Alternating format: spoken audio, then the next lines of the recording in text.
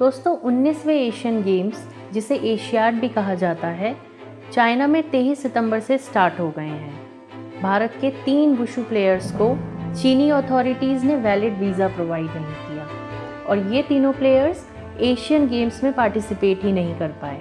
और वजह ये थी कि ये प्लेयर्स भारत के अरुणाचल प्रदेश से बिलोंग करते हैं। Union sports minister Anurag Thakur ने अपनी चाइना विजिट कैंसिल कर दी और मिनिस्ट्री ऑफ एक्सटर्नल अफेयर्स ने भी चाइना की इस हरकत पर कड़ा एतराज़ जताया है और इसे एक प्रीमेडिटेटेड एंड टारगेटेड डिस्क्रिमिनेशन कहा गया, जिसमें चाइना भारतीय नागरिकों के साथ उनकी डोमिसाइल यानी कि जिस क्षेत्र से वो बिलोंग करते हैं उसके बेसिस पर डिफरेंशियल ट्रीटमेंट यानी कि भेदभाव वाला बर्ताव कर रहा है। अरुणाचल प्रदेश के प्लेयर्स और ऑफिशियल्स के साथ चाइना ने ऐसा डिस्क्रिमिनेशन कोई पहली बार नहीं किया है, ऐसा पहले भी हो चुका है। 2016 में इंडियन बैडमिंटन टीम के मैनेजर बमंग टैगो के साथ भी ऐसा ही कुछ हुआ था। उनको भी वैलिड वीज़ा प्रोवाइड नहीं किया गया था। 2011 में इंडियन कराटे टीम के 45 मेंबर्स में से 5 मेंबर्स को वैलिड वीज़ा ही प्रोवाइड नहीं किया गया था और वो पाँचों मेंबर्स भारत के अरुणाचल प्रदेश से बिलोंग करते थे। ऐसे और भी कई इंस्टेंसेस हैं जहां अरुणाचल प्रदेश से आने वाले भारतीय नागरिकों को चाइना वैलिड वीज़ा प्रोवाइड नहीं करता, बल्कि उन्हें स्टेपल्ड वीज़ा थमा देता है। स्टेपल्ड वीज़ा सिर्फ एक कागज़ होता है जिसमें कोई ऑफिशियल सील या सिग्नेचर नहीं होता, बस कुछ जानकारी के साथ उसे पासपोर्ट के साथ स्टेपल कर दिया जाता है। ऐसा करके चाइना क्या दिखाना चाहता है? चाइना ये दिखाना चाहता है कि वो अरुणाचल प्रदेश के लोगों को भारतीय नागरिक ही नहीं मानता। अगस्त 2023 में चाइना ने एक स्टैंडर्ड मैप पब्लिश किया जिसमें भारत के अक्साई चिन और अरुणाचल प्रदेश को चाइना ने अपना हिस्सा दिखाया है। भारत के external affair minister S Jaishankar ने कहा है कि इस तरीके से मैप इशू करके उसमें किसी और देश की टेरिटरी को अपनी टेरिटरी दिखाना चाइना की बहुत पुरानी आदत है। ऐसे एब्सर्ड क्लेम करने से वो एरियाज चाइना के नहीं हो जाएंगे। ये सब खबरें सुनकर हम सबको लगता होगा कि या तो चाइना ने भारत की ज़मीन पर कब्जा किया हुआ है या फिर वो भारत के अधिकार वाले हिस्सों को अपना बताता रहता है। लेकिन अगर चाइना और भारत के बीच में बाउंड्रीज पहले से सेट थी तो आखिर ये कन्फ्यूजन हुआ ही क्यों? इसकी असल वजह क्या है? आइए जानते हैं इस वीडियो में।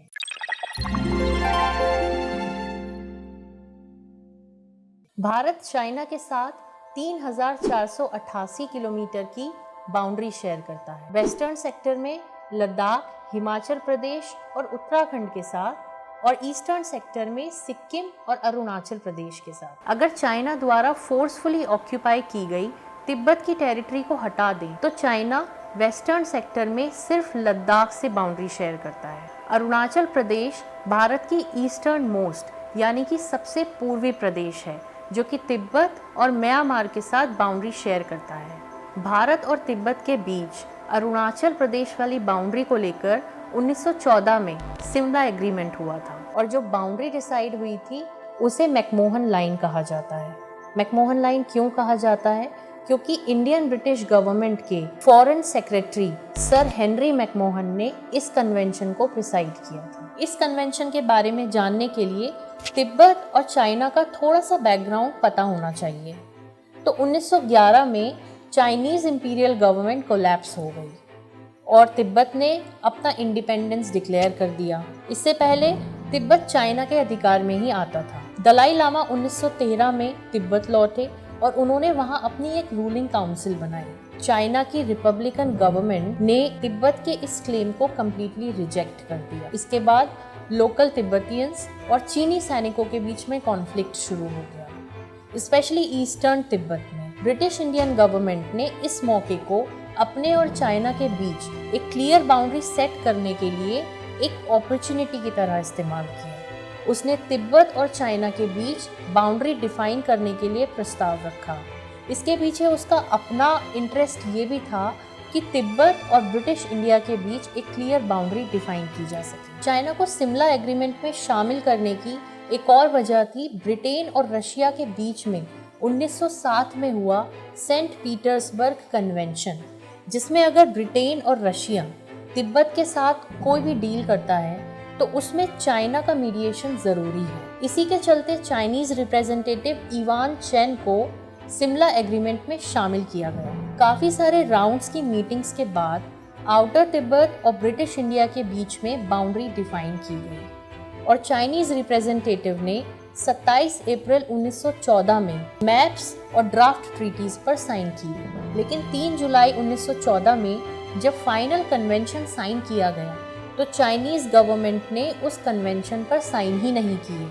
इसके पीछे की वजह ये थी कि उनको मैकमोहन लाइन से तो कोई एतराज़ नहीं था, लेकिन उनको एतराज़ था उस कन्वेंशन के आर्टिकल 9 से, जिसमें इनर तिब्बत और आउटर तिब्बत के बीच में बाउंड्री डिफाइन की गई थी। ये बात इस फैक्ट से साफ पता चलती है कि 13 जून 1914 और उसके 5 साल बाद 30 मई 1919 में भी चाइनीज गवर्नमेंट ने कन्वेंशन में मॉडिफिकेशन के जो प्रपोजल भेजे उसमें इनर और आउटर तिब्बत के बीच डिफाइन की गई बाउंड्रीज का ही जिक्र था। अभी भी मैकमोहन लाइन के अलाइनमेंट को लेकर चाइना को कोई ऑब्जेक्शन नहीं था। इसके बाद 1949 में चाइना में माओ जेडोंग की लीडरशिप में कम्युनिस्ट रिवॉल्यूशन हुआ, जिसके बाद चाइनीज गवर्नमेंट ने अपनी एक्सपेंशनिस्ट पॉलिसी शुरू कर दी, जिसमें वो आसपास की टेरिटरी पर अपना हक जताने लगे। 1949 में चाइना की आर्मी ने ईस्ट तुर्किस्तान पर अपना कब्जा कर लिया और उसको जिंगजियांग प्रोविंस का नाम दे दिया।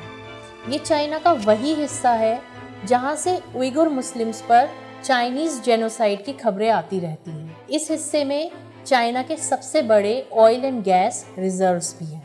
1950 में चाइना ने अपनी आर्मी को तिब्बत भेजा और 1951 में तिब्बत के डेलीगेशन से फोर्सफुली 17 पॉइंट एजेंडा पर सिग्नेचर करवा लिए और इसके बाद तिब्बत पर अपना कब्जा जमा लिया, जिसे आजकल तिब्बतियन ऑटोनॉमस रीजन के नाम से भी जाना जाता है। ईस्टर्न सेक्टर के अरुणाचल प्रदेश की बाउंड्री से चाइना को कोई ऑब्जेक्शन नहीं था, सिर्फ तवांग रीजन को छोड़ के, जिसे चाइना साउथ तिब्बत का पार्ट बताता है। मैंने जितना इस टॉपिक के बारे में पढ़ा उससे मुझे यही समझ में आया कि ईस्टर्न सेक्टर में चाइना को कुछ खासा इंटरेस्ट नहीं था। स्ट्रैटेजिक और कमर्शियल पॉइंट ऑफ व्यू से चाइना को इंटरेस्ट था भारत के अक्साई चिन एरिया पे। उसे जिंगजियांग और तिब्बत के बीच में एक रोड बनानी थी जो कि गुजरती थी अक्साई चिन एरिया से। लद्दाख में ब्रिटिश इंडिया और चाइना के बीच में बाउंड्री सेट हुई 1865 में जॉनसन लाइन से, जिसमें अक्साई चिन क्लियरली भारत के जम्मू कश्मीर का ही हिस्सा था। लेकिन भारत में 1948 और 1950 तक पब्लिश्ड मैप्स में जम्मू एंड कश्मीर की नदर्न बाउंड्रीज अनडिफाइंड ही मार्क्ड थी। ये बात एजी नुरानी ने अपनी किताब India and China border problems history and diplomacy में साफ लिखी है। इसके बाद 1954 में नए मैप्स पब्लिश किए गए जिसमें क्लियर बाउंड्रीज डिफाइन की गई। लेकिन एक बेसिक प्रॉब्लम ये था कि यहाँ बात हो रही थी इंटरनेशनल बाउंड्री की, जो कि 2 सॉवरेन कंट्रीज के बीच की बात थी। इसमें खुद से इस बाउंड्री को सेट करना एक बहुत बड़ा ब्लंडर था। जनवरी 1959 में चाइनीज प्राइम मिनिस्टर ज़ोउ एनलाई ने इंडियन प्राइम मिनिस्टर नेहरू को एक लेटर लिखा, जिसमें उन्होंने कहा कि इंडिया और चाइना के बॉर्डर को लेकर गवर्नमेंट ऑफ इंडिया और चाइनीज गवर्नमेंट के बीच में कभी कोई ट्रीटी हुई ही नहीं। जो मैकमोहन लाइन ब्रिटिशर्स ने बनाई थी वो उनकी तिब्बत की तरफ पॉलिसी ऑफ एग्रेशन का एक नतीजा थी। 1960 में जब ज़ोउ एनलाई अपनी टीम के साथ बाउंड्री नेगोशिएशन के लिए दिल्ली आए तो उन्होंने गवर्नमेंट को एक डील ऑफर की, जिसमें China north east frontier agency, जिसे अब अरुणाचल कहा जाता है, पर भारत के कंट्रोल को एक्सेप्ट करने के लिए रेडी था, लेकिन बदले में उसे लद्दाख के अक्साई चिन पर अपना कंट्रोल चाहिए था। इस समय पर फ्लेक्सिबिलिटी दिखाने के बजाय हमारे प्राइम मिनिस्टर नेहरू रिजिड हो गए। अब तक पब्लिक को हिंदी चीनी भाई भाई का पाठ पढ़ाया गया था, लेकिन अब ये डील सिर्फ एक बिट्रायल और धोखे की तरह लग रही थी।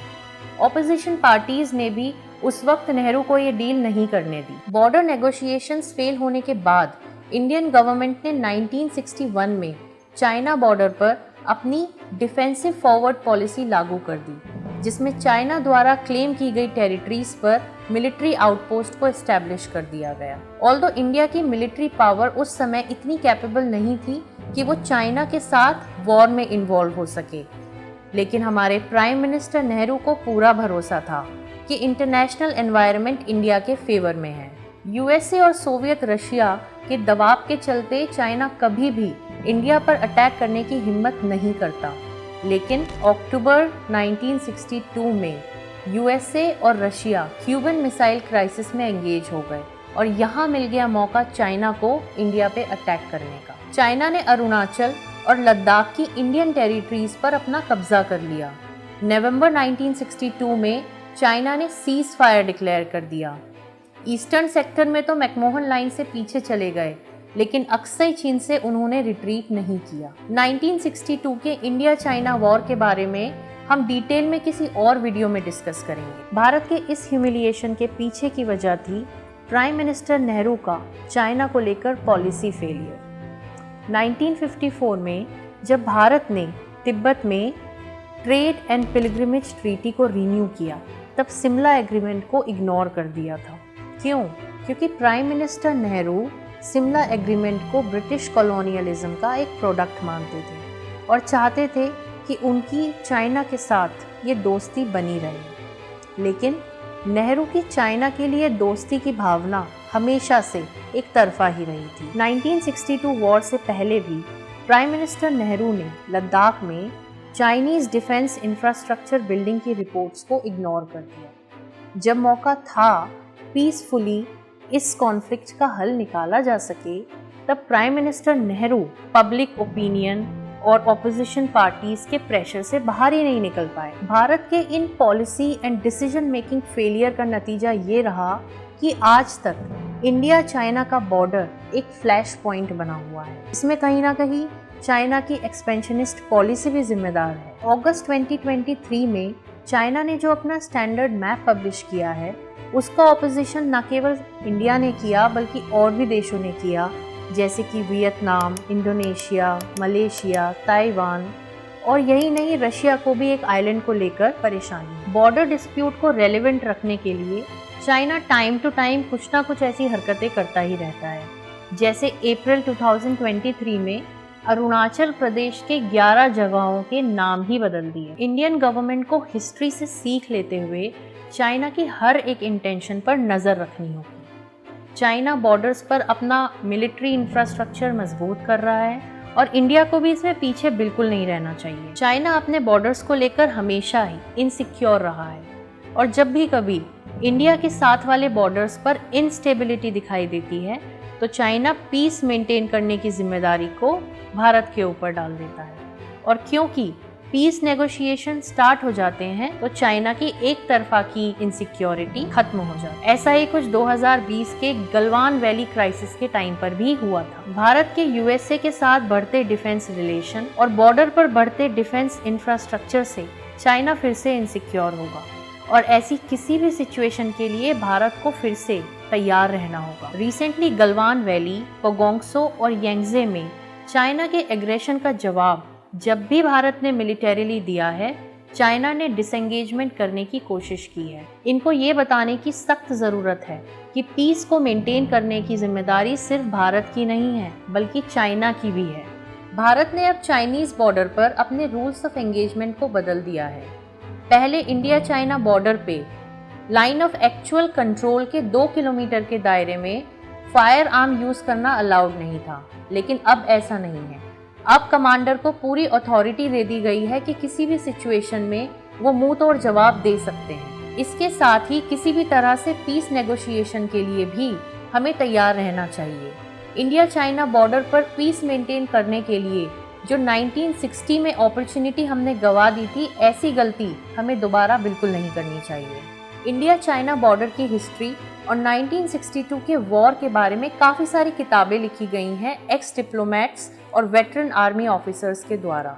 मैं उनके लिंक्स को अपने डिस्क्रिप्शन में मेंशन कर दूंगी, आप चाहें तो वहां जाके उन बुक्स को पढ़ सकते हैं। इससे आपको इंडिया चाइना बाउंड्री कॉन्फ्लिक्ट पर अपना एक नज़रिया बनाने का मौका मिलेगा और इसकी हिस्ट्री को भी आप बहुत अच्छे से जान पाएंगे।